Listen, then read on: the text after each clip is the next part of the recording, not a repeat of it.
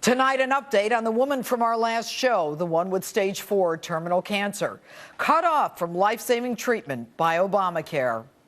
Hello and welcome to Justice. I'm Judge Jeanine Pirro. Thanks for being with us tonight. And also, a computer hacker will join us with a dire warning. Healthcare.gov could already be compromised. But first, he did it again. President Obama, who knew for 3 years that Americans, even if they liked their health care plan, would not be able to keep it, continued to lie, saying that they could. And he just did it again. And although he claims he truly believed that Americans could keep their health care plans, he now admits he was inaccurate. So why was he inaccurate? Why can't we keep our health care plans if we like them? Why? Because Mr. Transparency himself changed the fine print and made believe he didn't know anything about it. Kind of reminds me of a used car salesman. We here at Priscilla Used Cars aren't lying. We aren't kidding. We're telling the truth when we say we have used cars in A1 condition, A2, A3. We have used cars. He changed the rules so that we could not keep our health care plans. Shock, he lied again. He lied about that awful video in Benghazi. He lied about getting to the truth about the IRS. And he lied to us about what most of us consider sacred, our family's health. Now, how do I know this? I know it because his own Justice Department in legal papers filed in federal court admitted that most health plans would lose their grandfather status by the end of 2013. So, Mr. President, we finally know where you draw the line on lies. Lie to the American people? No problem. Lie to Congress? No problem. Lie to an oversight committee? Not a problem. But even you know not to lie to a federal judge in federal court. And mind you, it's not only the 5%, as you say, who have their own plans that you now admit will lose coverage, but all of us, including well over 100 million American workers who get coverage through their employers, who will lose their grandfather protection status. Except, of course, you, Mr. President, your staff, Congress, their staff, and those union friends of yours. But you say that we should welcome the new mandate, that it will bring better health care and lower premiums to us. Now, how could that possibly be? There is no way that these plans can be cheaper. Why? Because they have to include stuff that we don't need. Now, I'm guessing if you're a senior citizen, you probably do not need pediatric dental care. False teeth, maybe, but not pediatric dental care. And I'm guessing that if you're a gay man, you probably don't need labor room and delivery benefits. And if you're a postmenopausal woman, I'm guessing you probably don't need maternity benefits. Maybe a few fans or air conditioners, but not maternity benefits.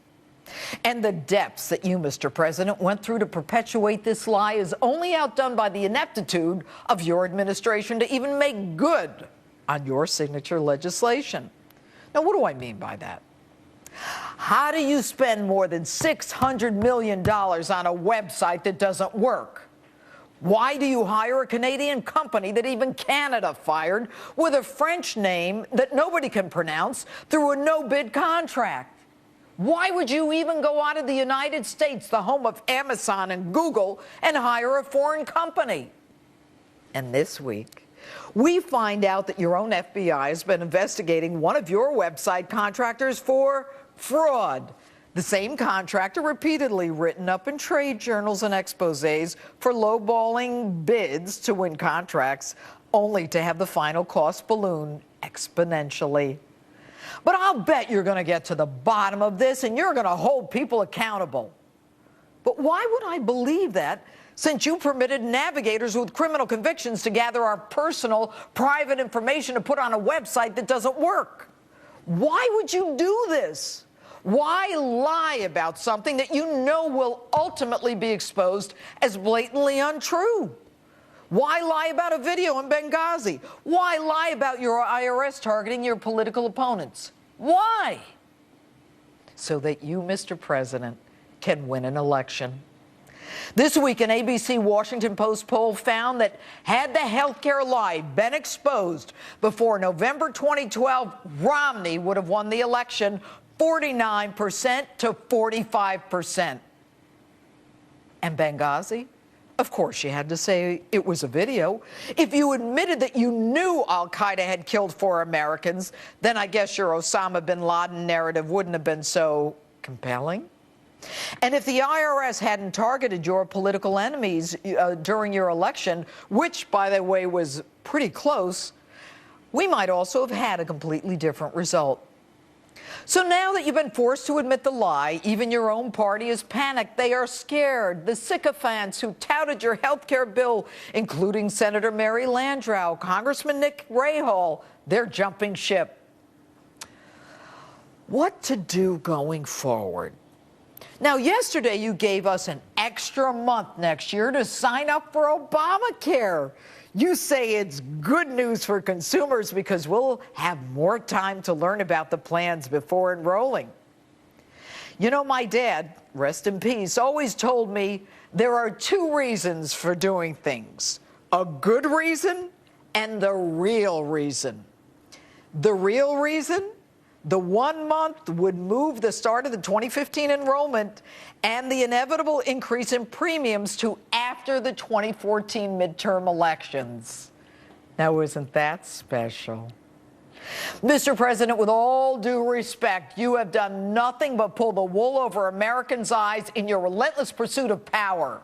Whether it was a nuclear option this week in the Senate or trying to convince the American public that we couldn't have saved those 4 Americans that we now know were begging for help in Benghazi.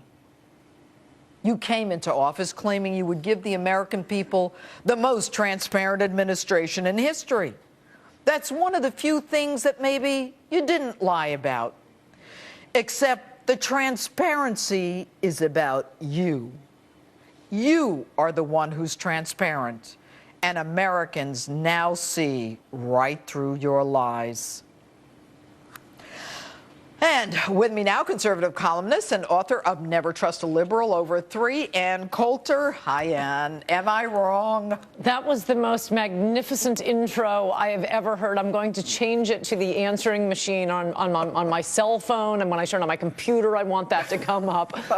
No, you're completely right. And when you say, in addition to lying in order to win an election, one of the things, you know, the New York Times describes Obama's lies about how you can keep your health care. But when he was campaigning for Obamacare, he misspoke. No, it not only was a lie, it was an intentional, absolutely necessary lie, because even with the sleazy parliamentary maneuvers, Congress would not have been able to pass Obamacare without that lie, without Obama and the Democrats all repeating that lie over and over again.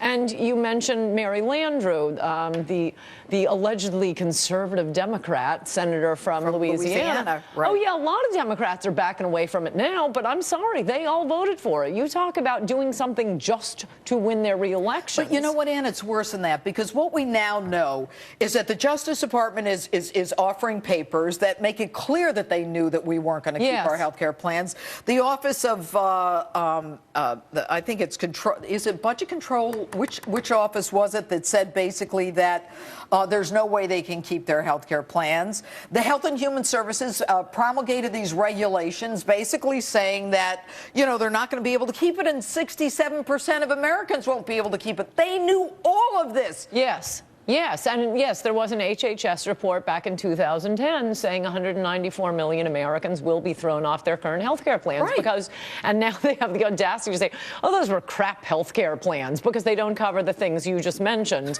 maternity care for an elderly couple and the gay guys, because they totally need maternity care.